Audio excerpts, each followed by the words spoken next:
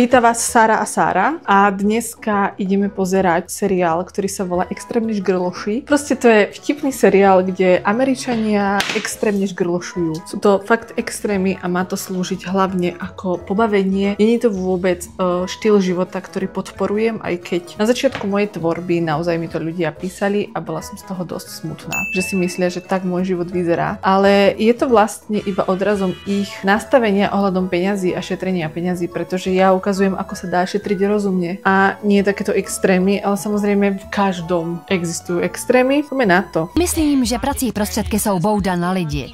Naučila jsem se, jak s pracím prostředkem šetřit pomocí metody injekční stříkačky. Měření je velice přesné. Používám množství přesně odměřené stříkačkou, takže nedávám zbytečně moc.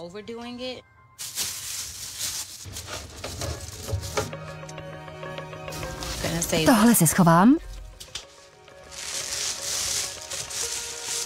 Na čo? To jsou... Sbírám chuchvalce ze sušičky.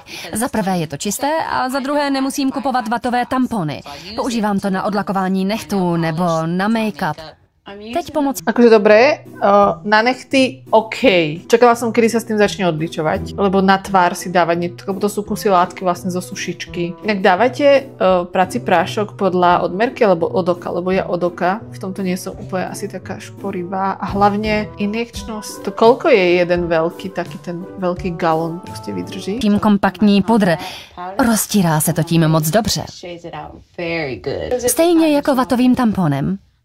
Nemám obavy o hygienu, když je to z vypraného prádla. Hlavne prádlo, alebo teda textília, hlavne z takých obchodov, ako sú fast fashion, Zara a Shein, to už je úplne iná kategória, tak oni sú napustené proste chemickou už brndou, tým pádom, keď to nosíme, tak už nám to, no mám čo hovoriť, nám to škodí a nie je to ešte teda na tvár. Které prošlo sušičkou, takže ta cupanina musí být čistá. Stephanie má nespočet způsobů, jak ušetřit. Tím, že používá jen jednu žárovku, kterou přemisťuje z místnosti do místnosti, ušetří měsíčně za elektřinu přes $60. Stephanie má dobrou práci, dělá recepční u doktora, má našetřeno spoustu peněz. Inak neviem, v ktorom roku to je, ale viem, že LED žiarovky, ktoré už sami o sebe šetria energiu, sú úsporné a nemusíš mať jednu na celý byt. LED žiarovky podľa mňa nezožerú tak veľa elektriny. Nechce nic utratit, je to absurdní, ale já... Inak ja sa čudujem, ako takí ľudia majú priateľov, alebo teda partnerov. Je tam taká jedna časť a normálne, možno si ju niekedy pozriem, ja som už videla, ja chcem púšťať časti, ktoré som nevidela, pretože neviem, čo sa tam stane. A ona akože, jej priateľ sa k nej nasťahoval a ona ho žiadala, aby čúral do flašky, aby nemuseli splachovať, aby splachovali proste, ja neviem čo, a že proste, aby čúral do flašky a tak ušetrili vlastne vodu na splachovanie. Absurdní, ale já to dělám, protože Stephanie prostě miluju. U nás doma praktikujeme takzvanou námořnickou sprchu. Nesmím se dlouho sprchovat, protože Stephanie chce šetřit vodou. Vlezu do sprchy, otočím se a opláchnu si tělo. Pak vodu vypne, namydlí si tělo, pěkně všude, nic nevynechat, protože se k tomu nemůže vrátit. Pak sprchu zase zapnu a opláchnu si mýdlo. A ven. Nemůžu se ani celý vydrbat. Jsem pořádný kus chlapa, tak bych si měl dávat. Akože toto je podľa mňa také, že do istej miery normálne, podľa toho, že ako veľmi na tom bazíruje, ale tiež to tak máme, podľa mňa všetci, že aj pri umývaní zubov, že vypneš vodu, umývaš si zuby, potom si to zase zapneš a tak, alebo aj pri toto, že áno, niektorí bývajú strašne radi 20 minút, ale nie som ten typ, ktorý sa sprchuje 20 minút, že fakt, že sa rýchlo strašne osprchujem. Takže toto je akože celkom normálne. Poctivou chlapskou sprchu. Vylez! Aby udržela účet za vodu při zemi, našla Stephanie způsob, jak zkontrolovat, že Patrik nepřesáhne svoje 2 minuty sprchování. Hned teď, Patriku! No jo. No tak to je hrozné. Uvíčku. Pořád tě slyším. Sakra. Moje rodina má pocit, že se šetřivostí jsem úplně mimo, ale mně je to jedno. Tak to je nič. Tohle je voda na vaření, kterou používám opakovaně. Možná je to trochu nevábné, ale ušetří to spoustu za vodu, než kdybych ve vodě vařila a pak ji vylila a zase dávala do hrnce novou. Takže si vodu schovávám. Pojďme, tam máš bílé nějaké věci. Kdy vyměníš vodu? V tu pravou chvíli, jen nespěchej. Čím víc se ptáš, tím déle si ji musím nechat. To je ale Tak se už vyhrážanie. nikdy nezeptám.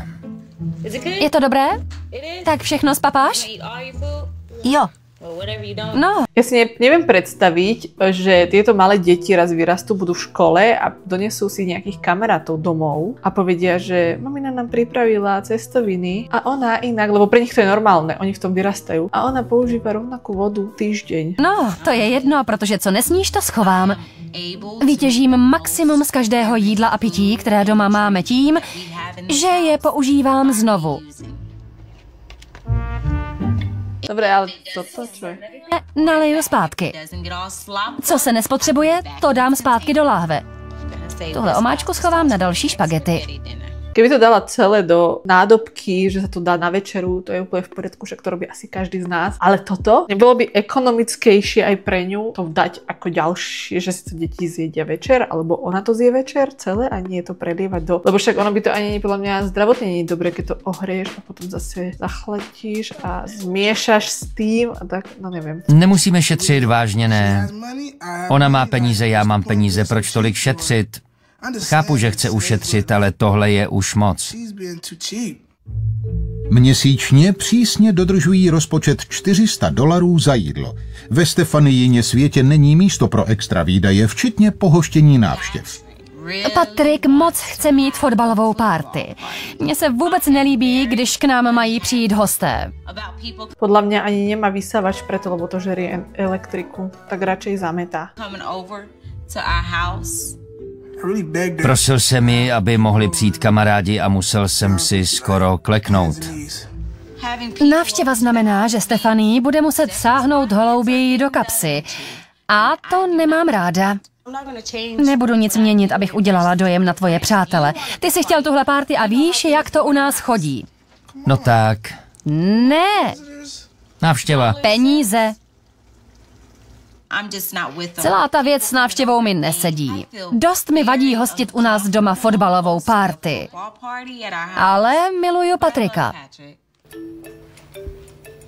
Tá záhradná plastová stolička robí čo vnútri, odporná. Sú také, viem, že v Amsterdame alebo takto nejak v Holandsku, v Dánsku alebo tak ľudia, že prinesú k košom nejaký starý nábytok, ktorý nepotrebujú a akože je to také, že ekologické a tak, ale veľmi to aj v Amerike robia. Sa čudujem, že majú gauč inak. Lebo videla som jeden taký zostrih, kde týpek mal iba madrac na zemi a tam jedol, spal, proste to mal ako stoličku, posteľ, gauč a všetko, takže títo si žijú. Ty tu majú 2 stoličky a gauč. Auto obrovské. Pořádně nabourává můj měsíční rozpočet. Koľko bude stať kokos, dobre, elektriku minú, lebo budú pozerať budú pozerať fotbal, ale čo, $50 minie na jedlo, ktoré potom ešte zoškrabe a budú to jesť týždeň?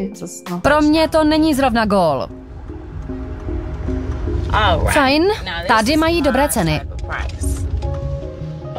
Auto, které váží méně, má menší spotřebu. A tak Stefanie nevozí v autě nic, co není naprosto nezbytné. Inak majú v Amerike aj menšie auta, lebo toto sú tie ich strašne veľké auta, ktoré že extrémne žerú, keby mal nejakú takú, že malú Toyotku alebo niečo, na mňa by oveľa menej žralo. Benzínu navíc. V autě mám odměrku a liju tam přesně tolik, jak daleko pojedu a kolik benzínu budu potřebovat. Můžu vám pomoci? Co to děláte? Nalívám benzín do auta. To nemůžete. Proč nepoužijete tankovací pistoli? Mám to přesně spočítané a proto to nalívám odměrkou. To je divné. Divné? Ne, jen takhle ušetřím.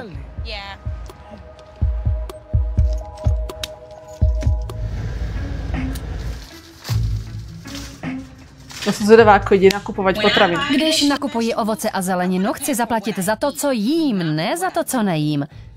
Proč platit za hrozen vína, když jím jenom ty kuličky? Takhle je to spravedlivé.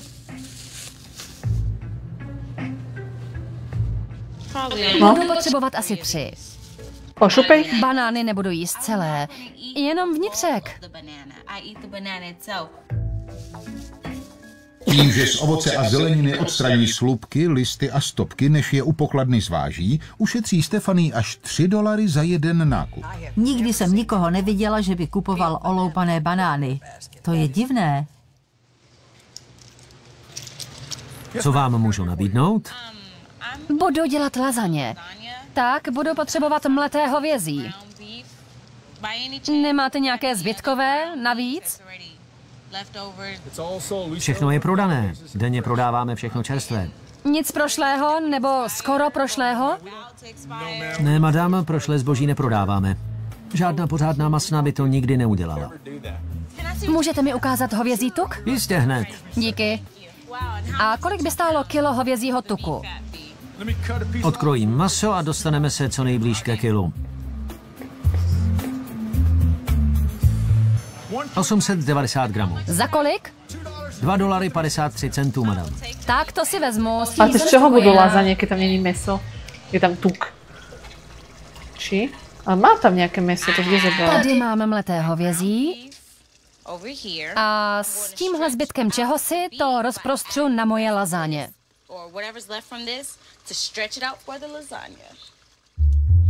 Tím, že k masu přidala hovězí tuk, ušetřila Stephanie 75% na ingrediencích na lazáně.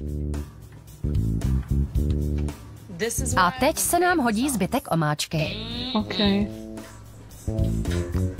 Syr? No, mohu. Abych ušetřila, používám myčku najednou k mytí i vaření. Jen to musím opravdu pořádně utěsnit, jinak by se jídlo namočilo. A to som niekde videla vo francúzských reštauráciách, že vraj je to fakt akože rybí, že vraj sa tak super spravia, že naozaj, že ten program je hodinový, že má skvelú teplotu a tak, takže toto, že vraj aj nejakí akože michelinskí kuchári alebo tak používajú, ale podľa mňa to ona i inšpirovala. Takže lazáně budou za 1,5 hodiny uvařené, aniž by se musela zapínat trouba. Můžu tam přidat i nádobí. Lazáně jsou v myčce a dělají se. Ryba, hot dogy, lazáně. Hot dogy? Dělám to tak každou Ale doufám, že chvíli. ty pár. Ahoj. Čau, Adriane. Mám tu kamarády a nejsem nadšený. Strapním se. Dobře, dobře. Vidíte, jak sú po tme a ich ani nevidno. Ježiši Kriste, ale oni tá jediná žiarovka je v kuchyni, lebo tam asi niečo robí a oni, ale tak pozerajú pozerajú akože fotbal alebo čo, ale musí byť po tme, lebo iba jedna žiarovka na domácnosť. No tak. To jsi udělal už po druhý. Chci ušetřit za elektřinu. Promiň. Ale když je reklama, tak to musím vypnout. Tak tohle nedávám, to vůbec nedávám. Stephanie je šetřila. Nejvíc, co jsem kdy viděl, to vám povím. Můžu si vzít svíčku, abych si došla na záchod? Ja by som nešla na záchod pri nich, radšej. Myslím, že chodit se svíčkou je šílenost. Lidi si můžou rozsvítit. Aha, musím mať žiarovky. A to ešte nevedia, že budú mať lazanie z tohto. Hlavní chod. Aha, už to vidia.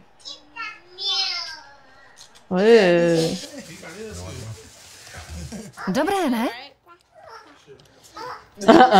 Vařilo se to v myčce, lazáně chutnaly jako voda.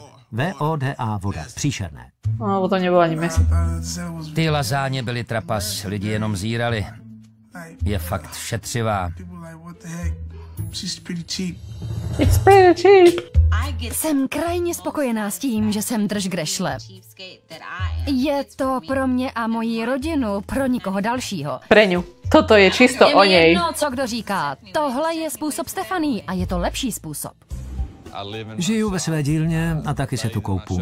Spím ve své dílně.